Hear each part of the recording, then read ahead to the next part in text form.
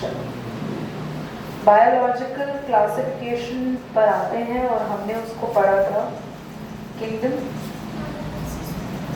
Monera नहीं archaebacteria तक हमने पढ़ लिया था। अच्छा हाँ ये MMPPLO हो गया था। प्रोटिस्टा पढ़ना है। प्रोटिस्टास में अगर हम आते हैं तो सिंगल सेल इनमें ना एक्चुअली ये पढ़ने में बहुत इजी लगता है बट इसमें टर्म ऐसी ऐसी आनी है। बोलो माइकोप्लाज्मा लिखवाएंगे। एक काम करेंगे माइकोप्लाज्मा के बारे में हम यहाँ पे लगा दो। हाँ माइकोप्लाज्मा के बारे में हम लोग लिख लेंगे पर हम अभी प्रोटिस्टा पढ़ते हैं ठीक है तो इसको अभी हम लिखेंगे। सबसे पहले प्रोटिस्टा पे आते हैं सिंगल सेल्ड यूकैरियोट्स। भाई मोनेरा ही है जो सिंगल सेल है और प्रोकैरियोट्स है। अब मोनेरा के बाद बाकी सारे यूकैरियोटिक हैं कोई भी प्रोकैरियोटिक नहीं। सभी के सभी यूकैरियोटिक मल्टीसेल्युलर हैं फंजाई भी और बाकी भी पर ये यूकैरियोटिक यूनिसेल्युलर है। But the boundaries of this kingdom are not well defined. मतलब अभी भी ना ये बहुत सारा डिस्कवर करना ऐसा बाकी है पर अब भी इसमें एनिमल्स मिलते जा रहे हैं। What may be a photosynthetic protestation to a biologist may be a plant or to another.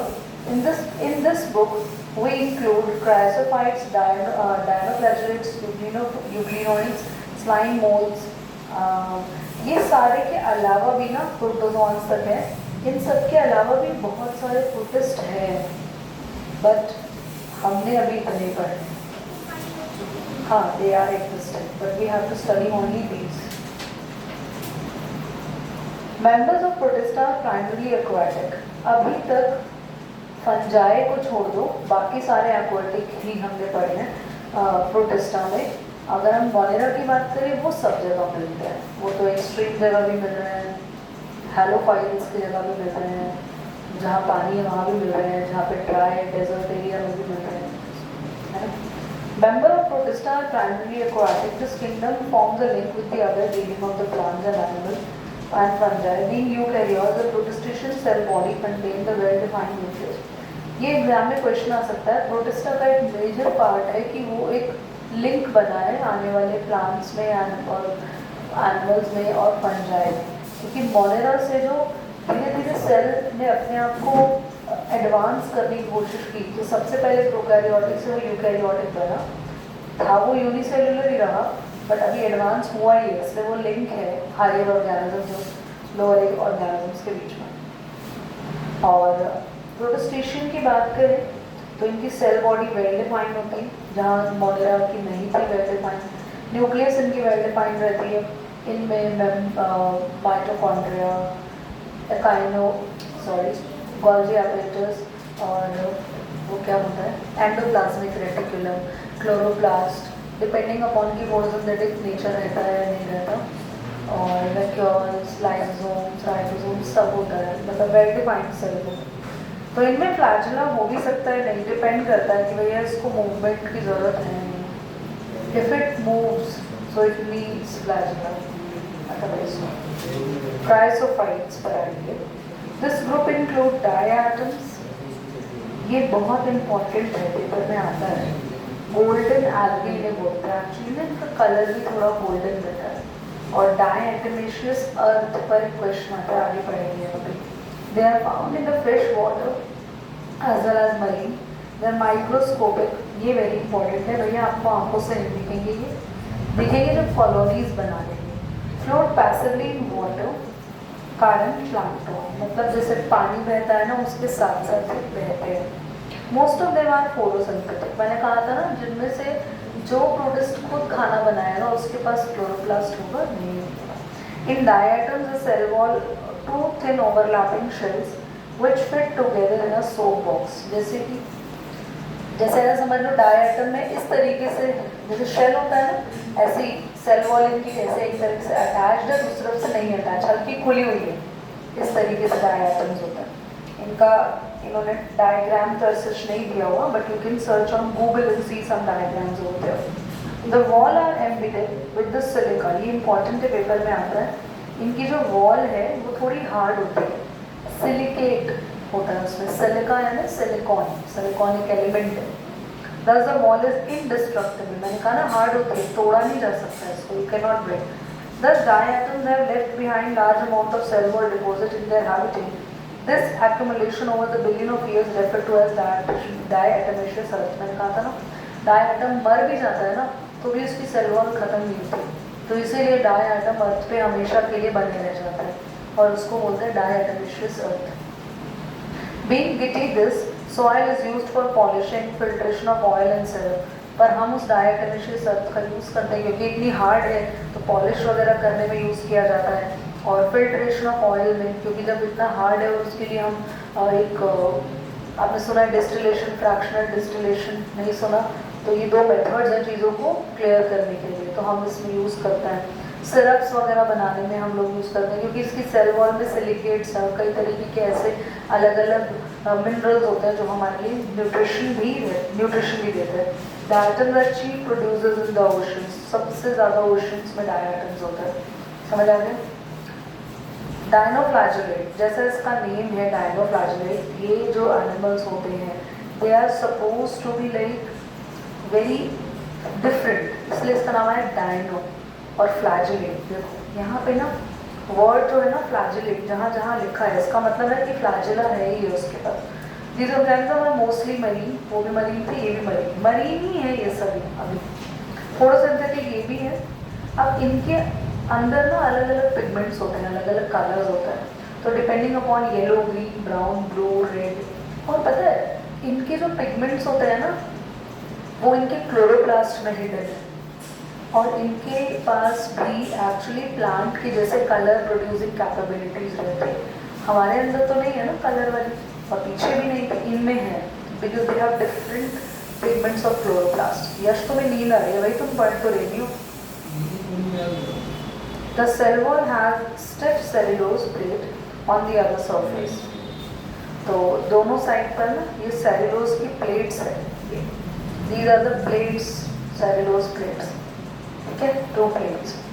And most of them have 2 flagella, इसलिए डायनो बोला जा रहा है. डाई, ठीक है. हाँ, दो फ्लैजेलास होते हैं और lies longitudinally and often transversely in the furrow. देखो तो एक तो यहाँ से निकल रहा होता है फ्यूरो में से, होल में से यहाँ से, और एक ऊपर से निकल रहा होता है पीछे बैक साइड पर. यहाँ पे दिख नहीं रहा है, यहाँ एक ही दिख रहा है, तो वो बैक साइड पर फ्लैजेला रहता है. फ्यूरो का मतलब है जो 2 सेल वॉल के बीच में गड्ढा है उसको बोल रहे हैं फ्यूरो. यहाँ पे now other transversely in the furrow, और इन द फ्यूरो क्योंकि वो फ्यूरो के अंदर ही है तो वो बैक साइड पर वो नहीं दिखेगा. ठीक है, लॉन्गिट्यूडनल वाला तो लटक गया ना नीचे आके, ट्रांसवर्स वाला वही रह गया, हो गया. Now very often red dinoflagellate example, ये एग्जाम्पल पेपर में आता है, बहुत बार स्कूल से भी दिया जाता है. रेड कलर की डायनोफ्लैजेलेट क्योंकि ये रेयर होते हैं, और ये जहाँ पर भी होते हैं ना समुद्र में, जब अगर सी वहाँ पे अपनी टाइड्स बना रहा है ना तो हमें लगता है रेड सी है, रेड कलर की टाइड्स आती हैं, ये एक साथ इकट्ठे हो जाते हैं तो सी का कलर रेड लगने लगता है. तो रेड डायनोफ्लैजेलेट एग्जाम्पल है गॉनियलिक्स. अंडरगोट सच रैपिड मल्टीप्लिकेशन, मतलब प्रोड्यूस बहुत सारे हो जाते हैं एक बारी में, एंड देन एक लिखा है ना सी अपीयर रेड टाइड्स, तो रेड टाइड, रेड सी, लाल सागर सुना है ना, that is because of that only. Toxins release such large number में have killed the other marine animal. ये एक इम्पॉर्टेंट पॉइंट है कि डायनोफ्लैजेलेट, भाई डायनोफ्लैजेलेट को कोई एक्वेटिक लाइफ से कोई पंगा नहीं है, पर फूड वेब बैलेंस भी तो करना है. अगर हमने फूड वेब को बैलेंस नहीं किया, अगर हमने नहीं किया तो क्या होगा, तो इतने सारे एक्वेटिक में फिशेस हो जाएंगे. तो dinoflagellate is somehow gonna balance, पर कोई ऐसा नहीं टॉक्सिन लेके मारते हैं. यूग्लिनोइड, ये समझ आ गए. खास बात पहले वाले की क्या थी, डायटोमेशियस अर्थ, इसकी क्या है रेड टाइड्स, अलग अलग कलर और पिगमेंट, 2 फ्लैजेला होते हैं, भी याद रखना. यूग्लिनोइड्स है अभी time. Majority of them are fresh water. अभी तक हमने जो दोनों पढ़े वो दोनों मरीन थे, ये फ्रेश वाटर आ गए. और instead of cell wall they have a protein rich layer called pellicle. ध्यान से सुनना, इनके पास ना सेल वॉल नहीं है, ऊपर वाले दोनों के पास थी सेल वॉल, बल्कि इनके पास एक लेयर होती है, बस वो प्रोटीन की बनी होता है। सेल वॉल तब होती है जब वो लेयर प्रोटीन और लिपिड दोनों की बनी होती है, ठीक है। बॉडी इनकी बहुत फ्लेक्सिबल है भाई, ना तो डायटम्स की बॉडी फ्लेक्सिबल थी ना डायनोफ्लैजिलेट की, दोनों हार्ड है। इनकी बॉडी फ्लेक्सिबल रहती है। 2 फ्लैजिला यहाँ पर भी आ गए, एक छोटा और बड़ा, दोनों लॉन्गिट्यूड फ्लैजिला होते हैं। वहाँ पे एक लॉन्गिट्यूड में था और एक ट्रांसवर्स था। So they are photosynthetic in the presence of sunlight. When deprived sunlight, they behave as a heterotrophs by predating on other smaller organisms. Very important. तो जब सनलाइट प्रेजेंट होती है तब ये बिहेव करते हैं फोटोसिंथेटिकली। भाई नहीं होती तो इनके पास कोई ऑप्शन नहीं है, so they have to depend on it और अनदर ऑर्गेनिज्म, तो ये पैरासाइट बन जाते हैं। तो यहाँ पे लिखा नहीं है, पर आप समझ लो कि वो पैरासाइट बन जाते हैं एंड दूसरे स्मॉलर ऑर्गेनिजम्स को खा लेते हैं। तो डायरेक्टली भी खा जाते हैं, प्रेडेटर बन के प्रेज को खा जाते हैं। तो उनका न्यूट्रिशन दोनों तरीके से होता है, फोटोसिंथेटिकली भी और हेटेरोट्रॉफिकली भी, ठीक है। यूग्लिना एग्जाम्पल है, दिस इज यूग्लिना। और डायग्राम्स इंपॉर्टेंट है, कभी कभी टीचर डायग्राम देके नेमिंग के लिए बोल सकते हैं। इनमें क्या खास बात है, इनका न्यूट्रिशन 2 अलग अलग टाइप का एग्जिस्ट करता है। स्लाइम मोल्ड्स पर आएंगे। स्लाइम मोल्ड्स की बात करें तो स्लाइम मोल्ड्स को पहले प्रोटिस्टा में नहीं रखा गया था, बिकॉज इनके कुछ कैरेक्टर्स ऐसे हैं जो कहीं ना कहीं मैच करते थे फंजाई से। पढ़ेंगे आप। स्लाइम मोल्ड्स आर सैप्रोफाइट, क्योंकि फंजाई भी सैप्रोफाइट्स हैं, वो भी डेड और डिकेइंग चीज़ों को खाती हैं, तो इसलिए ये कैरेक्टर उनका मैच करता था। The body along decaying twigs, और ये जो डिकेइंग ट्विग्स है, जो खराब लीफ है, इन सब पे फंगस भी लगती है। तो under suitable condition they form aggregation called Plasmodium. Very very important. ये जो स्लाइम मोल्ड होता है ना, ये एक साथ इकट्ठे हो जाते हैं, कॉलोनी बना लेते हैं, और उसको हम प्लाज्मोडियम कहते हैं। प्लाज्मोडियम एक खतरनाक चीज़ भी है, ये एज अ पैरासाइट का रोल भी प्ले करता है, विच में grow spread over the several feet. देख रहे हो, मतलब इतना बड़ा हो जाता है ये। स्लाइम मोल्ड एक के ऊपर एक आ जाता है। During unfavourable condition the Plasmodium differentiate and from fruiting body. पता है ये क्या करते हैं, ये अपने अंदर स्पोर्स भर लेते हैं। स्पोर्स भरने के बाद क्या होता है, जब मतलब बहुत सालों तक एडवर्स कंडीशन मिलती है, इनको लगता है कि भैया हम तो रिप्रोड्यूस ही नहीं कर पाएंगे, तो ये अपने अंदर के स्पोर्स को फैला लेते हैं चारों तरफ, और इनके स्पोर्स से और नए नए स्लाइम मोल्ड्स बन जाते हैं। तो इनका फर्टिलाइजेशन का टेक्निक 2 तरीके का कह सकते हैं हम लोग। तो जनरल लेवल पर तो ये सभी के सभी एसेक्सुअली रिप्रोड्यूस ही करते हैं, बट इतना जल्दी करना ये स्लाइम मोल्ड की कैपेबिलिटी है। भाई इनके पास तो ये तो प्रोटिस्टाज है ना, तो प्रोटिस्टाज तो आपके पास फिजन भी कर सकते हैं, ये यूग्लिना फिजन से होता है। तो एसेक्सुअल रिप्रोडक्शंस के अंदर हमारे पास जो फिजन है, जो हमारे पास binary fission, multiple fission, spore formation, budding, they have enormous way to reproduce. But इसके पास स्पोर फॉर्मेशन है जो कि काफ़ी खास है, और फंजाई भी स्पोर फॉर्मेशन से रिप्रोड्यूस करते हैं। तो ये एक और पॉइंट हो गया कि जो इसको फंजाई से मिलाता है, कॉपी कराता है, इसीलिए कंफ्यूज थे इसके बारे में। पर अब इसको वापस ला के इसलिए रखा गया क्योंकि फंजाई ऐसे कॉलोनीज नहीं बना रही है, और फंजाई जो होता है वो एडवर्स कंडीशन में नहीं, वो हमेशा ही स्पोर्स बनाता है, ये बस एडवर्स कंडीशन में स्पोर बनाता है। फिर प्लस अगर हम फंजाई की बात करें तो उसके पास काइटिन होता है, इसके पास कोई काइटिन वाली सेल वॉल तो है नहीं जो उससे मैच करेगा। तो ये सारे टेक्निक्स हैं जो इसकी फंजाई से मैच नहीं करती, और कुछ मैच करती है, तो इसको पहले वही रखा गया था। प्रोटोजोआन्स की बात करते हैं, सबसे लास्ट आ गया।